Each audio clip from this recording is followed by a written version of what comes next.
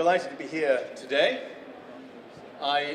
Whenever I can, accept invitations like this for events like this, because it gives me an opportunity to see what's happening inside all of these respective industries and businesses and get a feel for the kind of innovation that is now going on all over the place. And I must admit, I've only been wandering around for about 20 minutes so far, and I think it's fair to say that I am quite gobsmacked, actually. And it reminded me as I was going around that this is really a part of the economy that dwells in two completely different zones. And they're both time zones and perception zones. And the time zones are all to do with what the reality looks like today. All about the regulated environment, all about the way in which government departments mandate certain behaviors, seek to incentivize other behaviors, set targets, cause delays, cause problems, etc., issue reviews, plan big new strategic statements, all of that kind of stuff that just churns endlessly, month after month after month. At the same time, you have investor perspectives on all of that, the way in which investors are now beginning to see this industry as a series of industries as a very important place where they can begin to see good returns flowing over the course of the next 10, 20 years. As you know, the figures involved in this are fairly astonishing, depending whose estimates you take, anywhere between 10 and 20 billion pounds worth of new investment opportunities to do what we have to do, not just to meet mandatory minimum targets, but actually to secure that optimum position on resource efficiency for the UK, which is what we're now all focused on.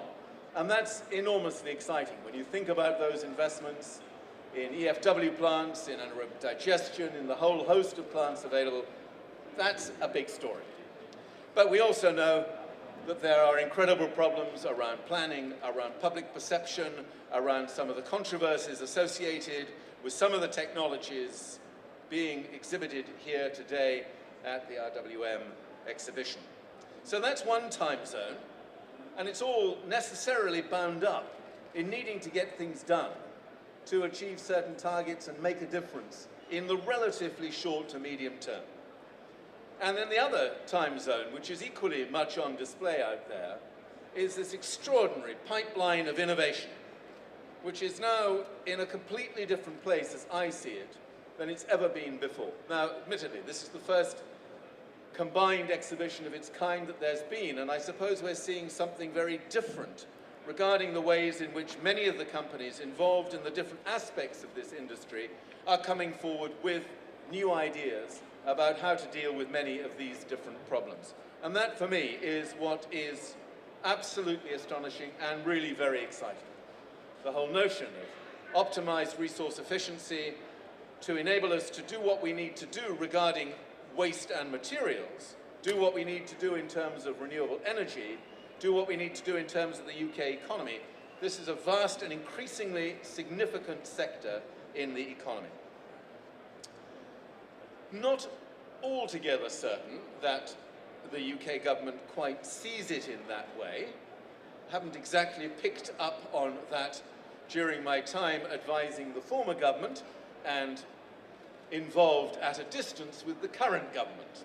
And I couldn't help but notice recently a little survey published by RGR and Beasley Associates where they polled a large number of industry leaders, I think hundreds of industry leaders, as to what they thought about DEFRA's waste review, which came out in July, and what they thought that would mean for the government's new waste management plan for 2012. And I was intrigued to see that a very significant percentage of industry leaders represented here and elsewhere were definitely giving the thumbs down to the July waste review and seemed to have little confidence that DEFRA and the rest of government had really understood what is at stake here in terms of the next 5 to 10 years for what this industry is now going to take responsibility for.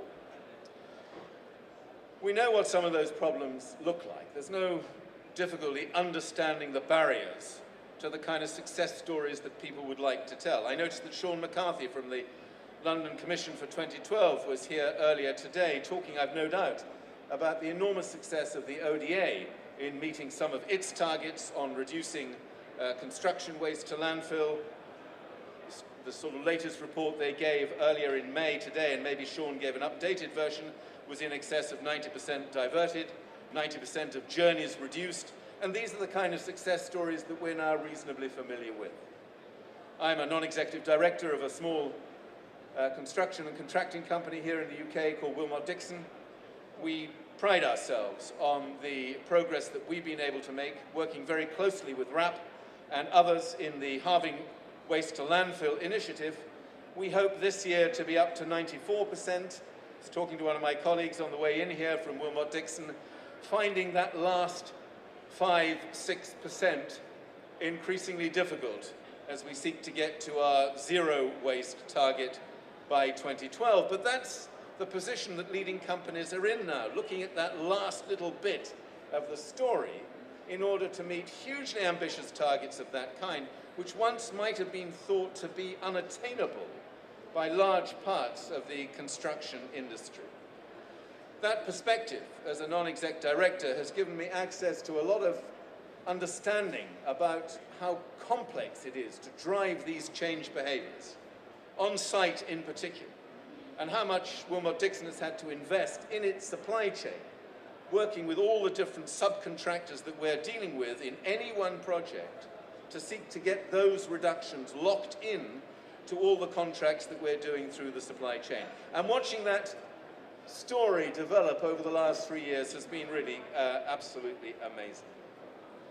So 2 different time zones, extraordinarily interesting time to be involved in this whole story, but I guess a little bit nervous about the degree to which we're now going to see some strategically different stories emerging from government. As you know, we're heading into some very interesting times. We have the new waste management plan for 2012, and we have the rebanding for the renewable obligation certificates, a very important part of what companies here are seeking to achieve.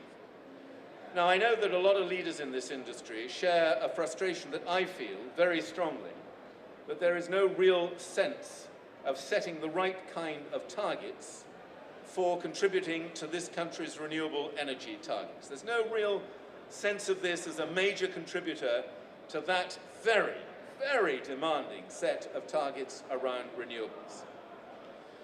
In contrast to what the government is now seeking to do on wind, on feed-in tariffs to help small-scale renewables, photovoltaics and so on, you'd have to say this is a bit of a lost contributor to that total picture. And I don't really understand that, to be honest. If you look at the performance in other countries, and you look at how energy from waste has developed and become a very significant contributor to the renewable energy targets for those countries, it's difficult to understand why we're stuck in the place that we are stuck in. Now, maybe it's because the government is nervous about planning processes in England and elsewhere in the UK. Maybe it's worked out that there is a bit of a problem about being able to bring forward proposals for more innovative resource management solutions in the way that we'd like. So what you know the government has decided to do is to tear up all the planning policy guidance that we have in this country at the moment, the whole raft of policy planning statements, to put them all on the bonfire and create a new 62-page national planning policy framework. I imagine that you have all been following something of the debate about the NPPF, which isn't just about housing, although it's been characterized as a debate about housing. It isn't. It's a debate about development control, the planning for everything, all the planning proposals that every single one of the businesses represented here will seek to bring forward. Now, the government has thrown itself into another of these self-engineered controversies, which it seems almost incredibly capable of doing. I don't quite know how it manages this, but it does. And it is right in the thick of one of these now. You kind of know that when the government has to describe the National Trust as an organization full of recidivist lefties, which was a quote that I heard from a senior civil servant in CLG recently, recidivist lefties in the National Trust. I'm sorry, this is not my world, and I don't really know how they think it's anybody else's world either. They're trying to do something which, in my opinion, is really very foolish. You probably know what lies behind the National Planning Policy Framework, which is a, quotes, presumption in favor of sustainable development. Now, you can imagine, as a former chair of the Sustainable Development Commission, sadly no more, as this government got rid of it, but as a former chair of the Commission, my heart lifted when one weekend, 3 weeks ago, I heard 62 different references to sustainable development on the BBC News. That's probably more references than I enjoyed during my entire 9 years as chair of the Sustainable Development Commission. Doesn't make me feel good, but that's probably the truth of it. So I thought, fantastic. Go for it. I thought, absolutely fantastic. So we've got a government with a presumption in favor of sustainable development. We must be halfway there. The National Planning Policy Framework then invites people to look carefully at the principles of sustainable development, which will explain what they mean by it. And sadly, there is no reference to any principle at all about what sustainable development means in that document. Old definitions in PPS 1, in the Sustainable Development Strategy, cast aside, and no new definition of sustainable development put in its place. You can understand why people are feeling just a little bit suspicious about this rather strange approach.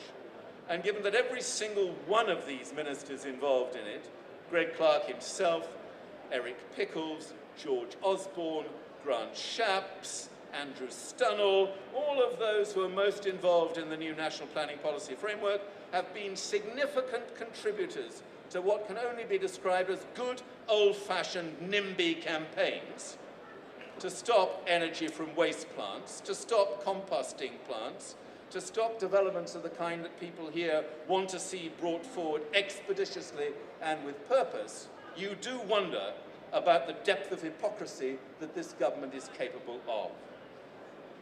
Not only that, I'm a tiny bit nervous for them, because in the past, Tories have largely subscribed to what I call the banana tendency, which is the build absolutely nothing anywhere near anybody, very strong precept of Tories hanging on to what they have, are now being invited to join what I have to describe as the Babanancy team, which is the build absolutely anything anywhere you can stick it.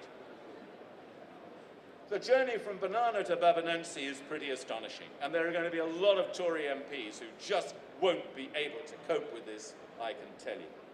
I no longer dare speak about the Lib Dems because they're not in the same world where I once knew them to be. These planning issues are critical. In DEFRA's waste review in July, they referred specifically to learning from the renewable industry, particularly the wind industry, in bringing forward protocols for community engagement and community benefits. Well, as someone who's been very involved in the renewable energy industry here, and particularly in the wind industry, I'd have to say I don't think that's necessarily going to crack it. We don't know how these protocols are going to work for wind because they only came in really in January, February of this year, so we're not sure the influence that it started to have on new developments. But there are many people out there who still feel that even an incentivization of that kind, community incentivization of that kind, is not sufficient to get them over the hurdle of seeing these developments being beneficial for them as well as for distant government targets or whatever it might be. I suspect it'll be the same with many of these new proposals about resource efficiency, which will go into the same box. Now, you may want to come back to me, and I don't blame you, for saying that aren't people like me responsible for much of this NIMBYist tendency when it comes to proposals of this kind? Well, maybe. I actually left Friends of the Earth in 1991, so I'm going to take my share of the blame up until that point. But you need to know there are now a lot of people working in the environment movement seeking to find much more efficient solutions to these problems than are available to us at the moment. Perhaps we shouldn't panic. A friend of mine has just come back from Shanghai. He was there in July. He wasn't actually there for the Chinese municipal waste conference that was going on in Shanghai in July, but he happened to drop in. And he told me some stories that I must admit, I found mind-boggling.